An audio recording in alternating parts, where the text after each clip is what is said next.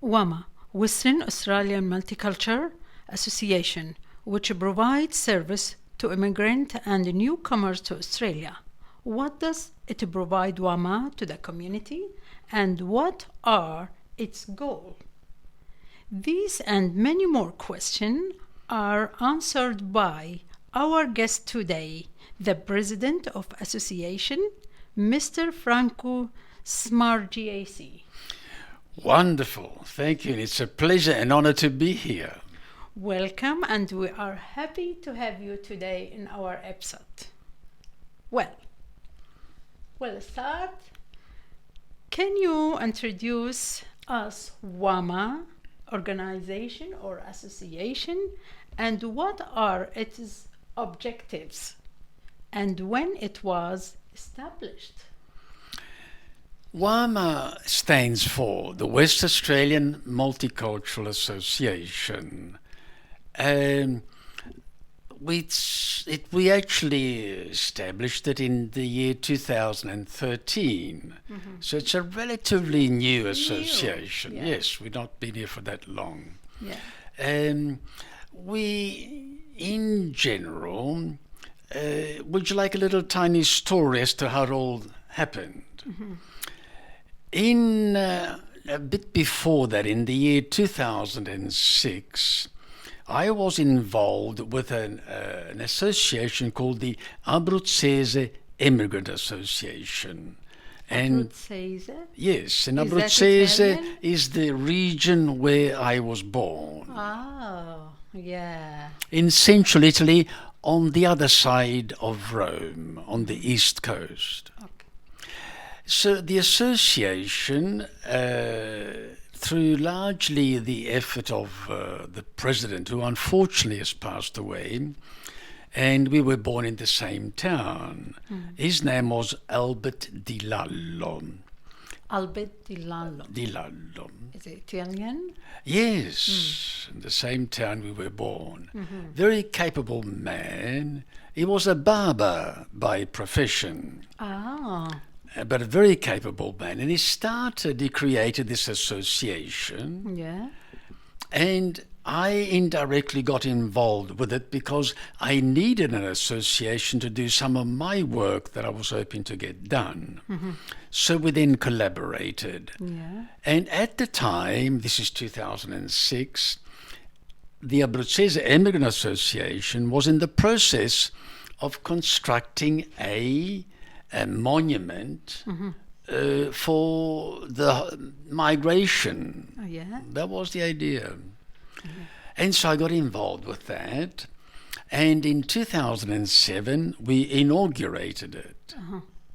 One interesting thing about that, it's the tallest monument in Perth. Mm-hmm. Yeah. And what was interesting is that when we actually built it, we were told by the city of Perth, where it's located, that at the time, monuments could not be taller than 4.8 meters. That was the maximum height. Okay. But ours was taller than that. Mm-hmm. So they then had to go and change the regulations of the city of Perth to allow us to build it. Then, what about the relationship what you established and WAMA? Then it goes on from there. Mm-hmm. When we inaugurated and built the monument, at the next meeting, the president, Albert Di Lallo, said to the committee, well, thank you, everybody. We've done the monument. What about that we now build a pavilion next to the monument? Yeah. And the committee said, but we just finished building this monument. Mm-hmm. And at the time, remember what happened in 2007? Yeah. What happened? There was an economic crash. Yeah, 2008 or 7? 7, 8 in that period. Yeah. And so the committee said, but Albert, we're going to have to raise another $500,000 to build the monument. And it's going to be difficult to raise the funds because the funds for the monument came largely from our region of Italy. Yeah. I then suggested to the committee, because I was treasurer of the association, well, what about we invite other members of the community to help us to raise funds for this project? And they agreed, so we called a meeting, and we had a Greek gentleman, Filipino, Cambodian, and Vietnamese. They came, and so we created a subgroup to raise the funds. Yeah. And it was such a nice group. When the project was finished, I said, well, what a pity that this group would disappear. Why don't we create an association? So we went ahead and we created the West Australian Multicultural Association. Yeah, that's good. Sorry. What service do you provide the community through WAMA? We had to be careful because there is another body called the Ethnic Communities Council of WA. Yeah. They have been a long time, much longer than we. So we had to look at what functions they were doing so that we didn't duplicate their work. And there's no point creating another association to do the same thing. So they are mostly an advocacy body. They do an excellent job in helping people with difficulties and to advocate changes to the government. So therefore we've kept away from that. Our role is largely educational, cultural, and community-based activities, which are quite different from that other function. Yeah. Then what activities did you do it? Well, once we started, two major activities that we created. We felt that somehow there was a need in Perth to let all the associations, everybody be aware of the sorts of events happening in the community. So we started a database of all the associations, government departments, which has gradually grown to almost 1,000 now. And virtually every day, WAMA passes on information to the community about all these events happening here. That's one of the main functions. The main. Then what about your future plan?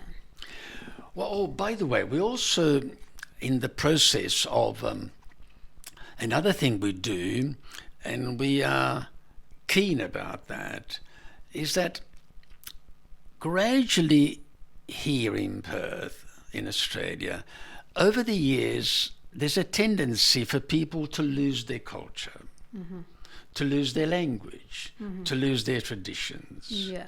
So one of the main things we attempt to do is to encourage, especially the younger generation, to maintain those wonderful traditions.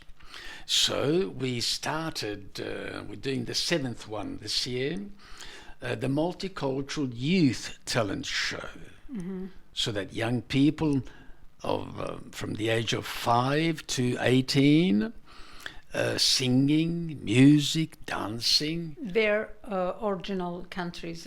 Preferably in their original traditional. And the way they dress up and sing, it's beautiful to see. I know you know many words from other culture, and they used to tell me shukran. Now, I wonder if at this moment, Entisar, we should mention the wonderful variety of cultures we have in Perth. Do you know how many languages we speak here? Do you have an idea? Of how many languages? More than 200. Yes, yes. In the last census, they counted them all up, and we speak over 250 languages here in Perth. Not dialects, languages. And is dealing with the different cultures and different people is difficult? It is difficult, and or make it is. The only time that we have dealings directly with various cultures is the youth talent quest, because with the other is simply sending them information daily. Although today, in fact, has been unique, because I just received an email. I think it's in the Indonesian language. Yeah.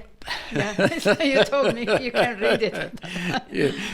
But it's a rare thing. Yeah. And so most of our function is simply to send information. But with the youth talent quest, sometimes we have to be careful. And in fact, we need to be careful at times because, for instance, and it's wonderful to see, the number of applications we get from India in particular are enormous. Whereas some other cultures in Africa, in South America, and some of the European and others, very, very few people participate. Yeah. Yes. And then what the other, or do you cooperate with another organization? And what's that? The government or? What we now finally, we have now at last, we've been able to manage to get ourselves some facilities here at Sherwood College. Yeah. So we now have an office, and we have also a cafeteria, a meeting room, and the radio station. Yeah. So now we can begin to offer various cultures, various facilities that they can use.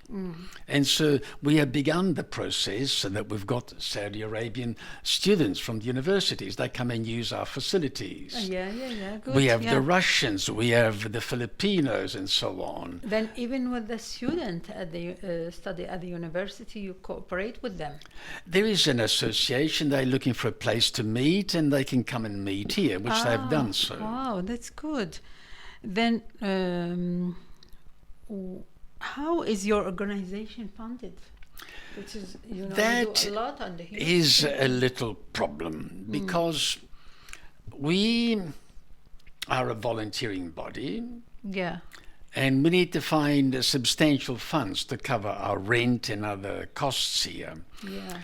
Unfortunately, COVID has had an impact on us because we had applied for a number of grants to cover the costs, but then COVID stopped all that. Yeah, that's so we're in the process of hoping that we will recover soon and that we can get enough grants to be able to cover our costs. Yeah, it's very sad. What is your way to communicate with the community? Do you have website and for example advertising, and what is the way you communicate with the other people or with the other organization, how they contact you? Largely because of our substantial list of emails, and because of that, and because we've been able to offer them all these facilities now, so largely through email, but of course they come and pay us a visit. We show them the facilities that we have, and so that's the main way that we can communicate. But there's also, of course, social media. We're on Facebook, and that helps as well to promote the activities. Yeah. Okay, well, we would like to thank you. And if you would like to add something? Well, Entisar, because of the facility that we have now, we also have opened up a cafeteria here now. And in the cafe, we've been doing a number of cultural cuisine, and we've gone through about half a dozen different types of cooking, which is wonderful. And that's where we would love to see more people attending. Also, we have started a series of food preservation techniques, such as the preserving tomatoes, preserving olives. The